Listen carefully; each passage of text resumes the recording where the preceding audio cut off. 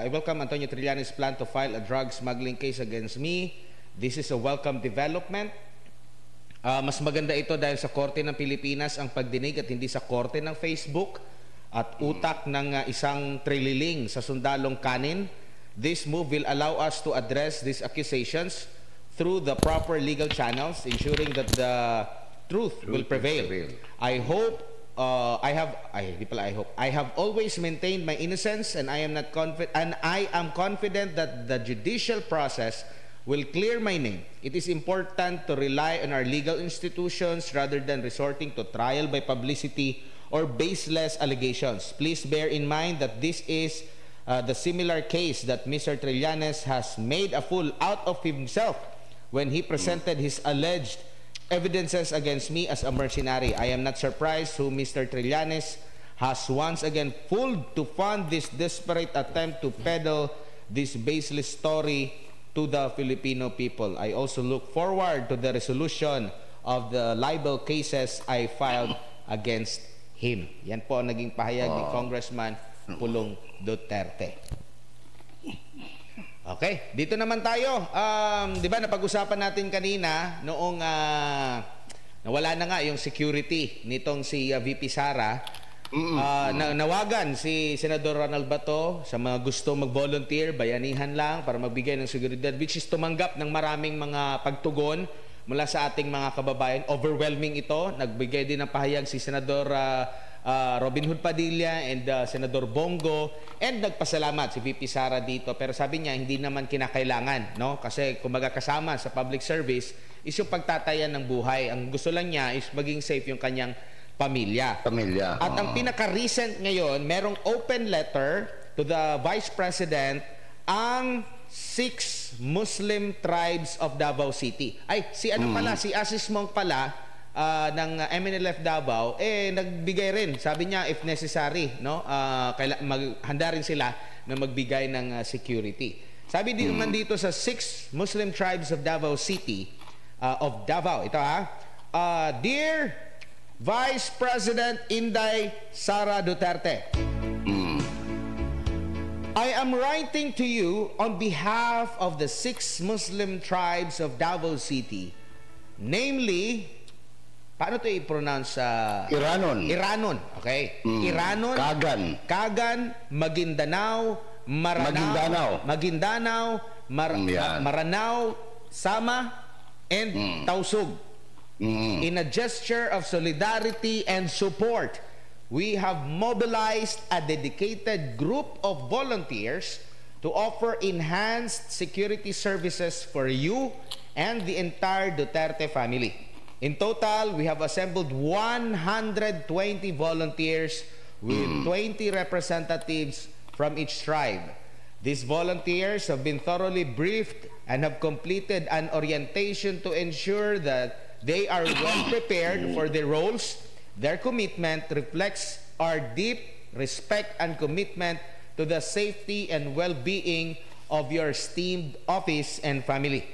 The volunteers are ready and available to be at your disposal at any time should you require additional security measures.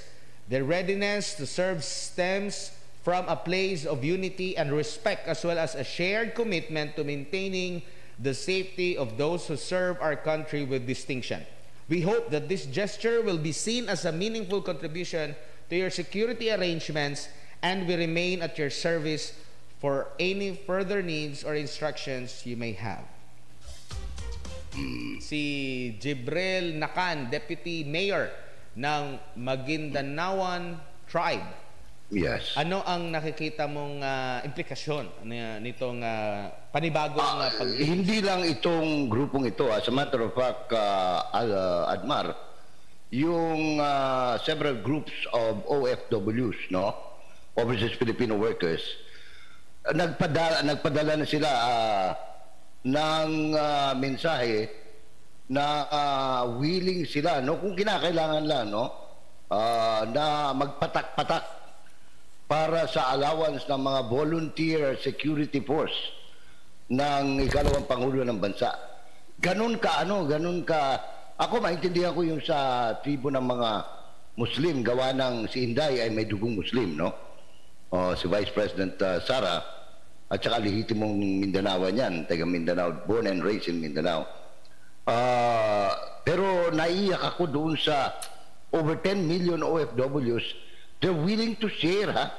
Magsabi lang si Vice President Inday kung kailan at kung kailangan. At tingnan ko, ha? Kasi matapos kong i-post yan kanina o kagabi, nasa ang response, let me check, ha? Ang response nasa let me check, ha? Grabe ang responding yan 5.8 thousand or close to 6,000 shared by about 400 at yung willing na magpadala kaagad and available ay almost 1,000. Yan ang patak-patak ng 10 milyong OFWs para sa sahod allowance ng volunteer security force for BP Sara Duterte. Ganun kadami ang responde, no?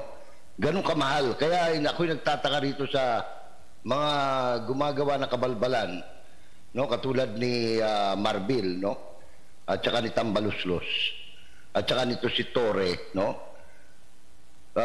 Hindi ko maintindihan kung ano itong... Kasi ako pwede mo naman kasi sabihin na kasi si Marbil imposibleng inutusan lang ito kasi gago ka kung magpapautos ka ng ganyan. Alam mo, inaalisan mo ng seguridad yung Vice President.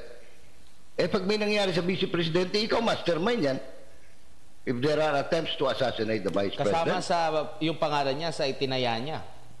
Oo. Kasi baka maghugas kamay yung hindi naman sa amin yan na utos baka sasabihin ng ganun, maghugas kamay. Siya yung madedehado. Siya talaga ituturo unless magsabi siya na hindi po, nautusan lang ako ni Speaker o nautusan ako ni Commander-in-Chief ni Presidente. Sa ngayon, as it stands, siya ang mastermind in an attempt to eliminate the Vice President of the Republic of the Philippines. Oo nga, kasi kailangan ng halimbawa kagaya ni VP Sara.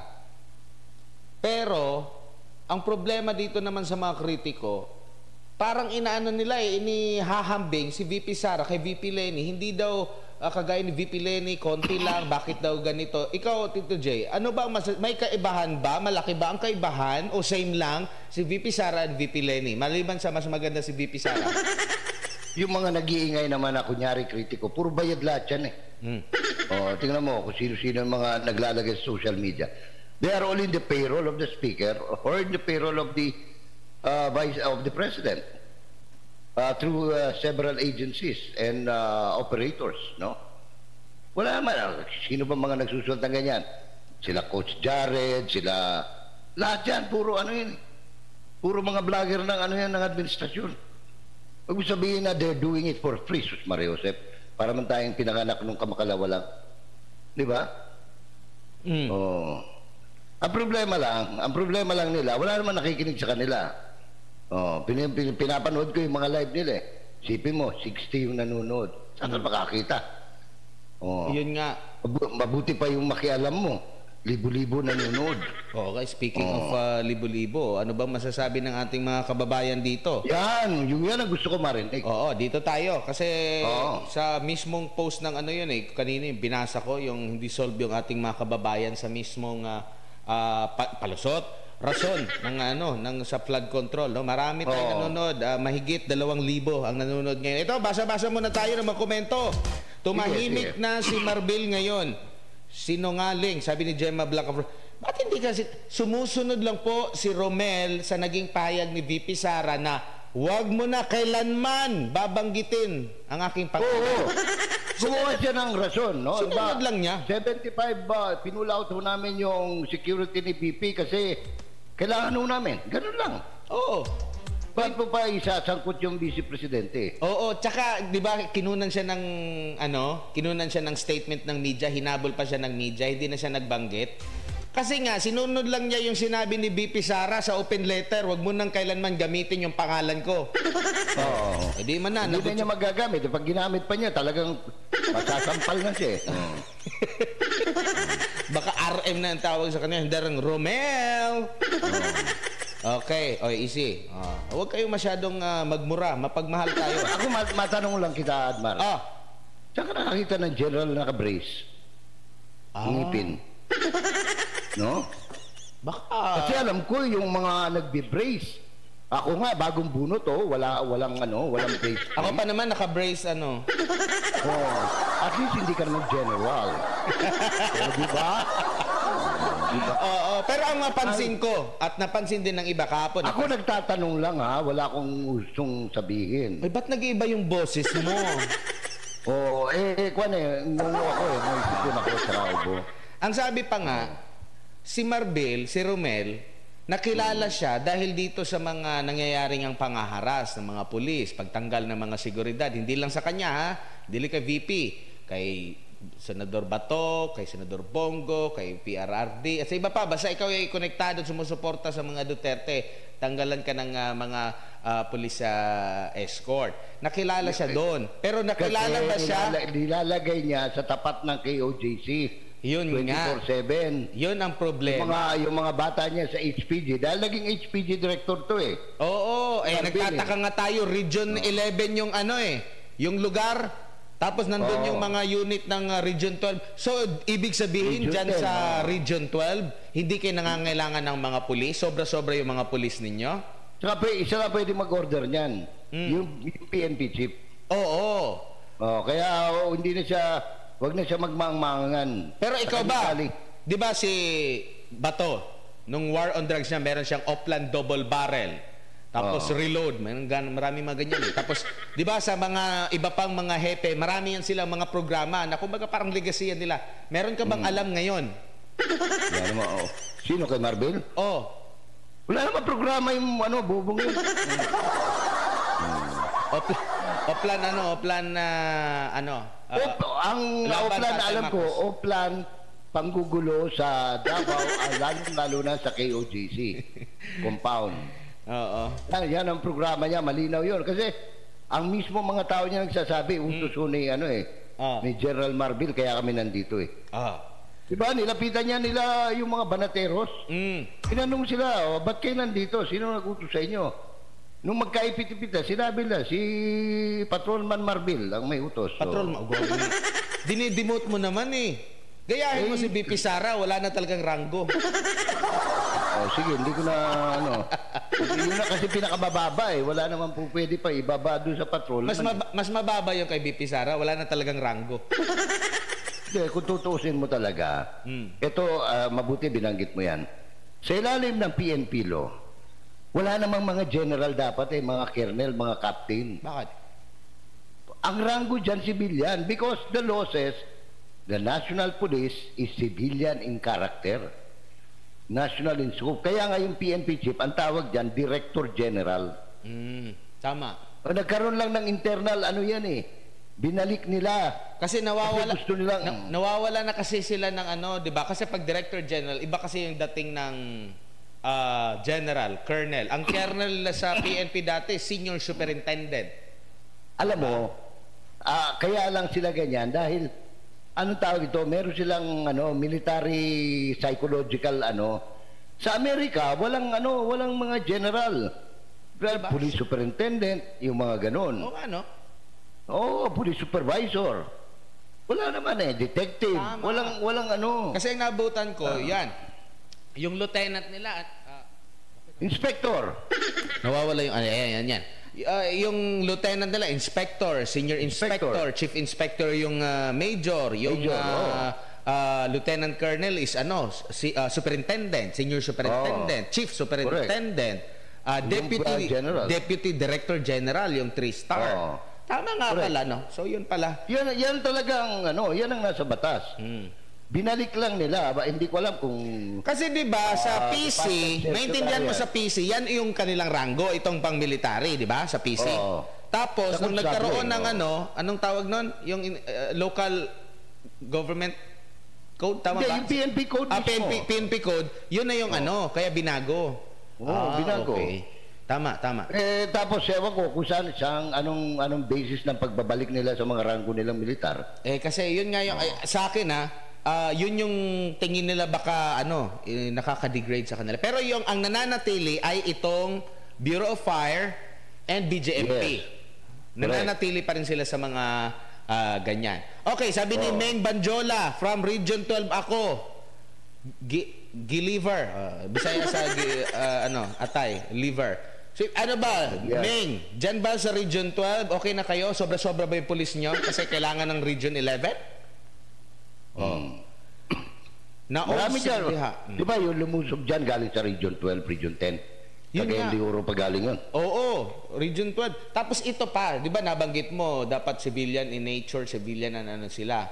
Doon sa likurang bahagi ng Kingdom of Jesus Christ. Sa looban itong looban na ito, merong nakaposte na mga pulis na hindi naman taga Davao City Police, hindi rin taga Sasa Police, yung barangay Sasa or yung malapit na station doon, Sasa Police, at hindi rin alam ng barangay officials doon. Merong dalawa Hindi na sila co-coordinate. na naka-camouflage, na ginagamit yung camouflage na yan during combat. Di ba pag naka-either polo shirt na t-shirt blue. Di ba? Mga police. Yun kasi naka-camouflage Hindi siya friendly sa civilian. Di ba? Kasi nga may psychological hang-up pa itong mga itong mga namumuno sa PNP Okay, dito. Sabi pa dito, ambot ng mga crazy. Sabi ni Mia Poche, Oplan Kotong daw. Ganun ba? Grabe naman. Si McCoy kasi, para masave lang siya, kaya malayo pa sa katotohanan, inaccept na niya ang naka-accomplish niya. Patrolman talaga si Romel, panay padala ng mga pulis na magpapatrol, including siya dahil inutusan siya.